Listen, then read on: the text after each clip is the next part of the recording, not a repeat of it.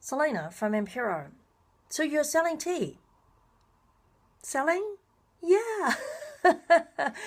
It's sometimes a bit hard, isn't it? I mean, like, you have an amazing product and you're passionate about it, and you kind of think, isn't that good enough? Why don't people coming in to get my good stuff? So that's definitely something that it's a discussion that you need to have with yourself to get over those mindsets that, selling is a bit like, snake oil and, no integrity, and oh, I don't want those hot sales, and oh, what if they don't like it? We all get those moments that we kind of feel, to downgrade ourselves, and our confidence in our products and services. But that's just it. Sometimes it's really just inside our hearts and body. It's not the truth. And so you need to try to find a way to change that, to put it simply.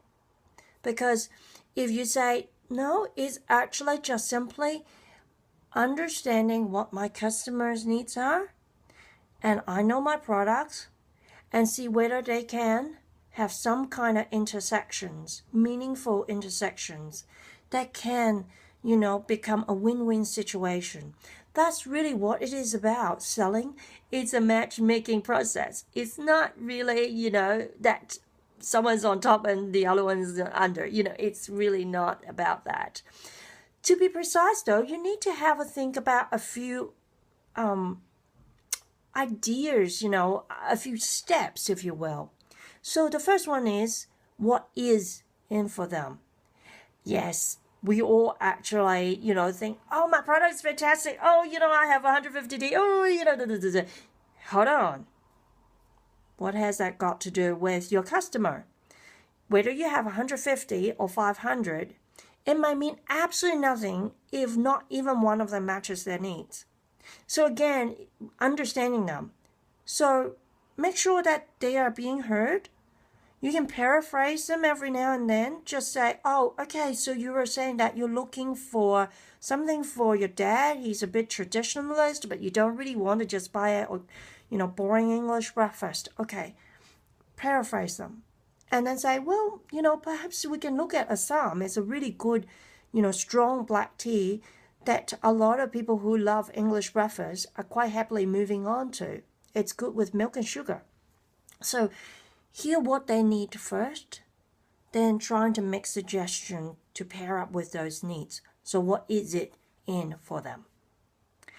Then we can talk about what our offers are, because if you are so busy telling them all these different things and it's not matching what they're after, you're just wasting your breath. So stop and not give them so many of them.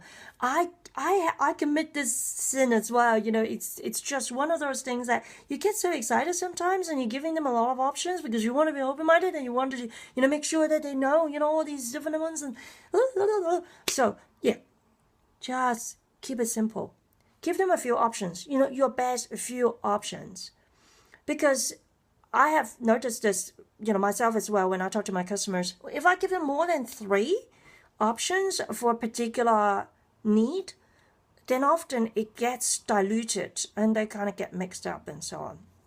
So keeping it really simple. And if there's only one that you think is really the best, just put it out there and just say, I recommend this one because of that fits to your needs, kind of thing. And don't just soften it and say, well, I think this might be the right one. Otherwise, I also have and nah. Just charge forth. Be confident.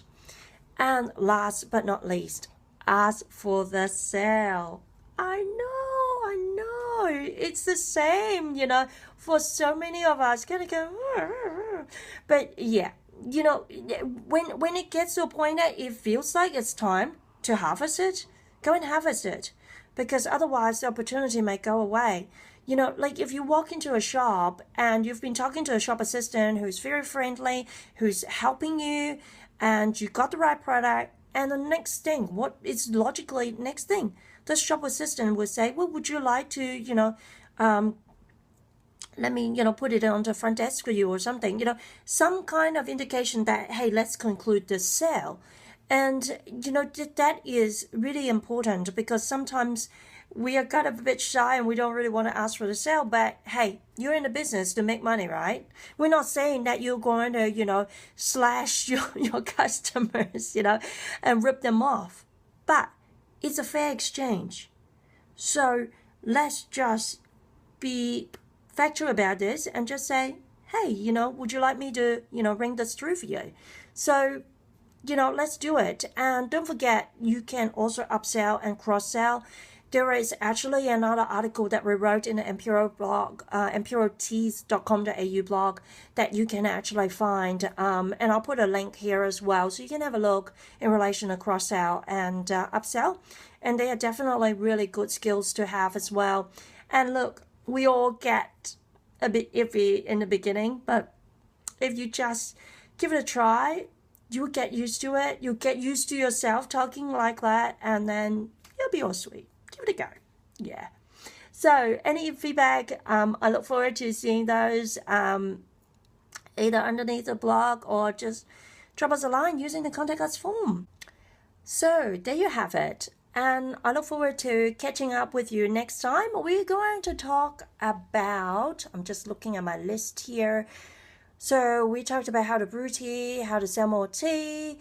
And this time we're talking about selling is a matchmaking process. Next time we're going to talk about marketing your teas. And of course later on we're going to have some fun. Tea in the kitchen and tea and food matching. I'll catch you soon.